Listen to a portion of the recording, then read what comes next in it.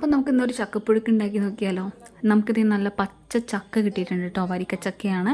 അപ്പോൾ അമ്മ ഇതേ എന്താണ് ചക്കപ്പുഴുക്ക് ഉണ്ടാക്കാൻ വേണ്ടി തുടങ്ങി. ചക്ക അതാ ഇങ്ങനെ അരിഞ്ഞ് കുഞ്ഞു കുഞ്ഞ്, അതായത് നമുക്ക് പെട്ടെന്ന് വേവിക്കാൻ പറ്റുന്ന രീതിയിലാക്കിയിട്ടുള്ള കുഞ്ഞു കുഞ്ഞു കഷ്ണങ്ങളാക്കി അരിഞ്ഞു.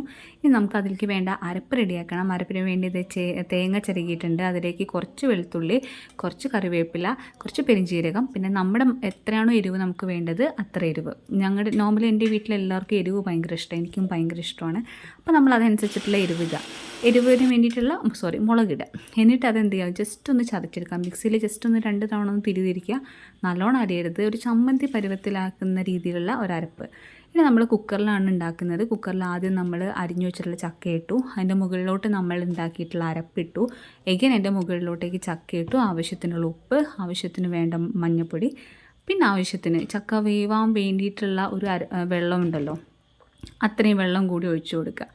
ഇവിടെ ഒഴിച്ചു കൊടുത്തിട്ട് കുക്കർ അടച്ചു ഓണാക്കി ഗ്യാസിൽ വെച്ചു. ഒരു 3 വിസിലൊക്കെ ധാരാളമായിരിക്കും.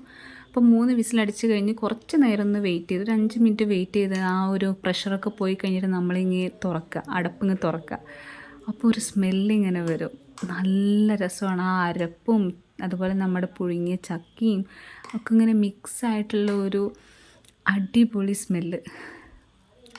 കഴിച്ച ആൾക്കാർക്ക് ഞാൻ പറയുന്നത് മനസ്സിലാവുന്നുണ്ടായിരിക്കും. ഈ കഴിക്കാത്തവരുണ്ടെങ്കിൽ നിങ്ങൾ ട്രൈ ചെയ്ത് നോക്കണം എന്തായാലും. നമ്മൾ തുറന്നു കഴിഞ്ഞാൽ എല്ലോണം ഒരു കയ്യിലെടുത്ത് ഇങ്ങനെ മിക്സ് ചെയ്യുക കേട്ടോ. നല്ലോണം മിക്സ് ചെയ്ത് അരപ്പും അതുപോലെ പുഴുങ്ങിയ ചക്കയൊക്കെ നല്ലോണം തമ്മിൽ കൂട്ടി കുഴച്ച് അവർ തമ്മിൽ നല്ല സിങ്കായി നിൽക്കണം. അപ്പോൾ നല്ല രസമായിരിക്കും. എന്നിട്ട് ഇങ്ങനെ ചൂടോടുകൂടി ഇങ്ങനെ എടുക്കുക. ചൂടോടുകൂടി ഒരു കുഞ്ഞൊരു പോർഷൻ എടുത്ത് കട്ടൻ ചായൻ്റെ കൂടെ ഇങ്ങനെ കഴിക്കുമ്പോൾ കിട്ടുന്നൊരു സുഖം അടിപൊളി ടേസ്റ്റാണ്. ആരെങ്കിലും ട്രൈ ചെയ്യാത്തതുണ്ട് എങ്കിൽ എന്തായാലും ട്രൈ ചെയ്യാം. Okay, by.